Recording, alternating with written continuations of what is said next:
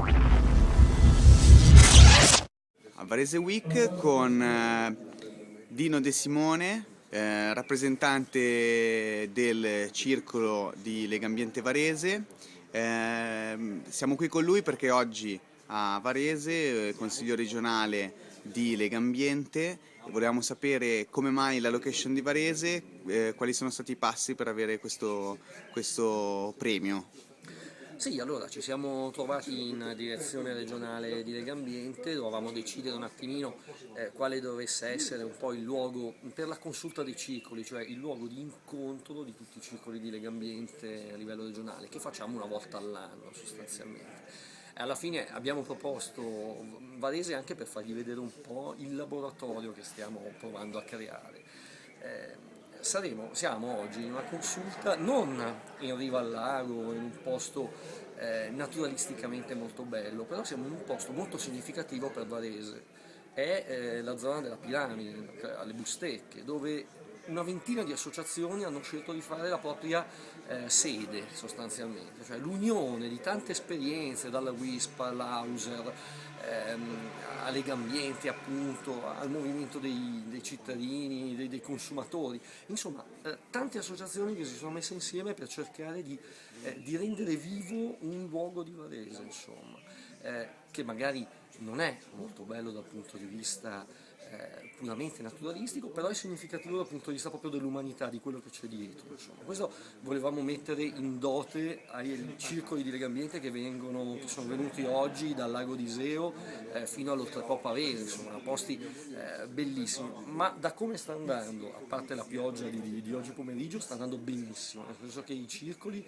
sono quasi un centinaio coinvolti, le persone che stanno girando sono circa un 150 nella giornata, e abbiamo avuto anche l'onore di avere qui i nostri grandi vecchi di Legambiente, sostanzialmente Ermete Laci, tra i fondatori della Seta, Ferrante, quindi persone che sono molto importanti per Legambiente nazionale. Abbiamo chiesto di venire qui per capire e condividere con noi questo momento importante di riflessione su noi stessi e su come noi stessi vogliamo interagire con l'ambiente, vogliamo cercare di modificarlo, di cambiarlo. Oggi è stata tutta una giornata di gruppi di lavoro che hanno visto alcuni momenti molto interessanti. Si è parlato di energia, si è parlato di mobilità, ma per esempio un gruppo di lavoro interessantissimo è stato sull'immigrazione dovuta ai fenomeni ambientali. Pensiamo che il cambiamento climatico potrà portare centinaia di migliaia di persone a spostarsi dalle proprie località di vita. Pensiamo all'Africa, dove alcune zone di desertificazione potranno portare forti fenomeni di immigrazione.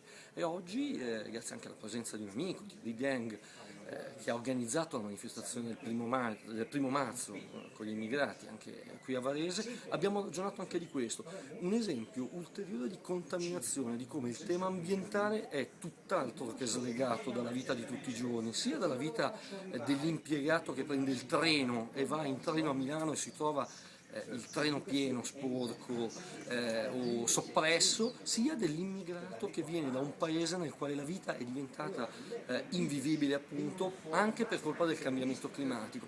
Tutti questi aspetti legati fanno sì che il problema al quale pensiamo di dover combattere è enorme, sicuramente complesso, è difficilissimo fare ambientalismo oggi qui nel 2010, e ce lo stanno spiegando anche i nostri vecchi. Nel 1980 ci hanno detto era più semplice fare ambientalismo, forse c'erano problemi anche più ideologici, c'erano situazioni diverse.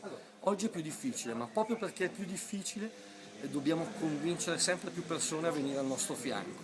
E secondo me non è necessario che tutti si iscrivano a Legambiente, però l'importante è che Legambiente contamini e sia contaminata dalle associazioni. Finisco con una battuta. Proprio con alcuni amici che condividiamo c'è stata l'idea di segnare i tombini con un pennarello. Se pensiamo con le categorie dell'ambientalismo più vecchio, io presidente del Circolo di Varese avrei detto ma non mettiamoci a fare queste cose, devo fare il comunicato serio sul degrado varesino, comunicato che sarebbe uscito in 2 righe e nessuno avrebbe considerato. Viceversa, l'essersi contaminati con chi ha fatto una proposta innovativa, andiamo a riprendere e mettiamo su YouTube che cos'è il degrado urbano e facciamolo vedere. E caspita, questa cosa è stata deflagrante, nel senso che una notizia di questo tipo ha avuto migliaia di persone che l'hanno vista, che l'hanno capita, e un ritorno sulla stampa enorme. Quindi dobbiamo veramente uscire dalle logiche vecchie del chiudersi in una sede e pensare di risolvere i problemi a tavolino. Non è così che si fa a parlare di ambiente oggi, a risolvere i problemi dell'ambiente oggi. Oggi il mondo è tanto più complesso e tanto più noi dobbiamo uscire, contaminarci e cercare di risolverlo tutti insieme.